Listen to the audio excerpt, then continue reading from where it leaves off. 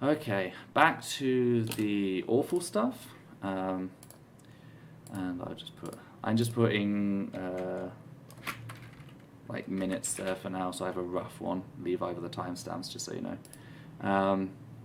So the next story is the UK government has proposed a new initiative which is designed to prevent registered sex offenders from hiding under new identities, requiring all name changes to be done via enrolling a deed poll. Now, for those who don't know,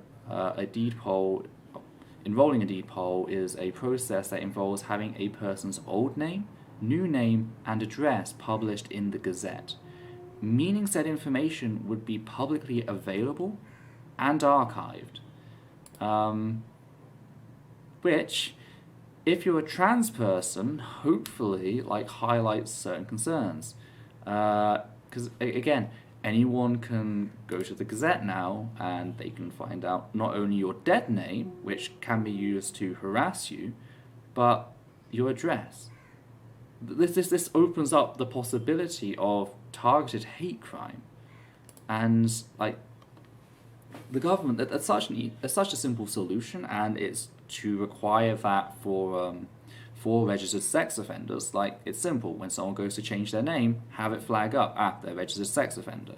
Why they allow a registered sex offender to change names in the first place, I don't know. Personally, I believe it's something that they should have to live with for their life. But why can't you just create a system so when they change their name, it flags up, we can't actually do this. They need to do the deed poll if for some reason we do actually need to change their name or whatever.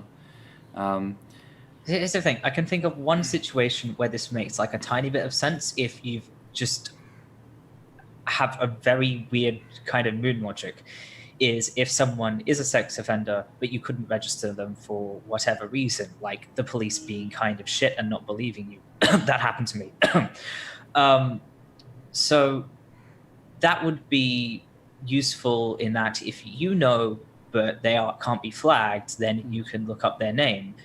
But the thing is, if you're in a position to know that, you would know what they look like and just be able to recognize them. And if they're ever in a situation where their presence would be a problem, you probably will find out pretty quickly and be able to do something about it.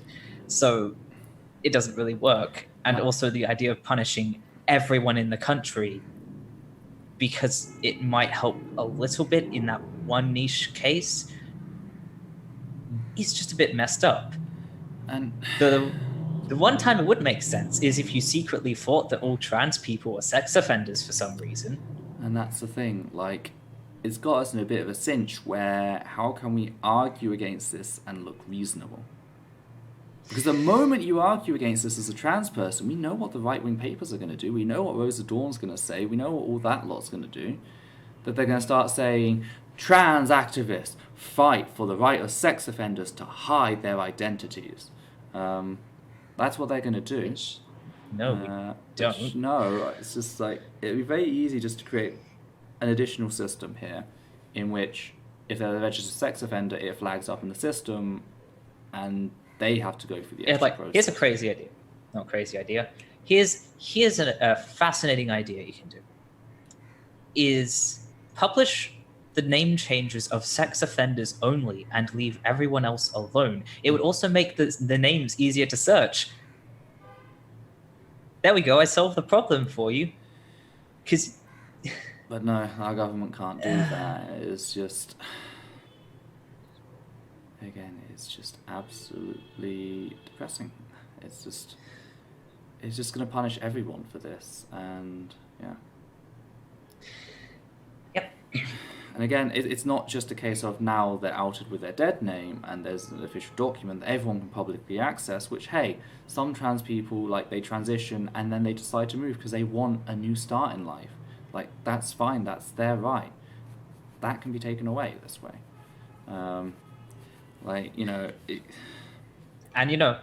It's interesting how this is only punishing people who change their names, because sex offenders move without changing their names all the time. Mm-hmm. It's almost as if they're targeting a certain demographic that's predisposed to changing their name. Because if they were really about stopping sex offenders, they would just have a gazette of every single person's name and address.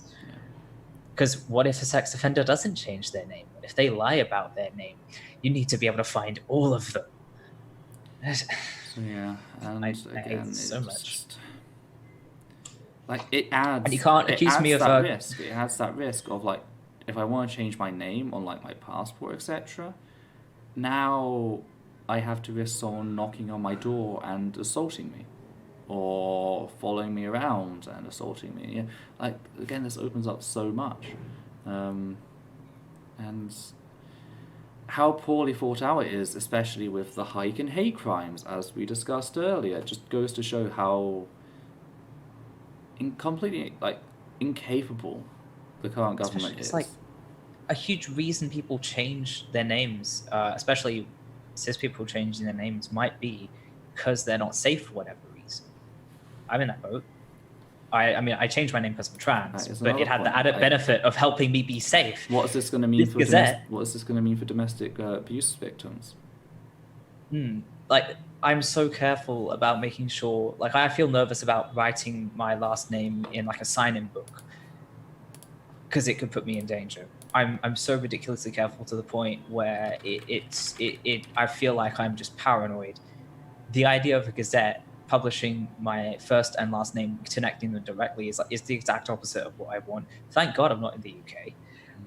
It's just it hurts people who are fleeing, domestic abuse. People like me who were born into really rubbish families. I guess witness protection would be exempt, but maybe if you have witnessed a crime or gotten into something, but you don't have witness protection specifically, You might not trust the police because the police has a they history sound of kind violence of, against people of color, and queer also folk, they don't etc. help you. You go to them and you're like, I have this problem, and they're like, what do you want us to do about it?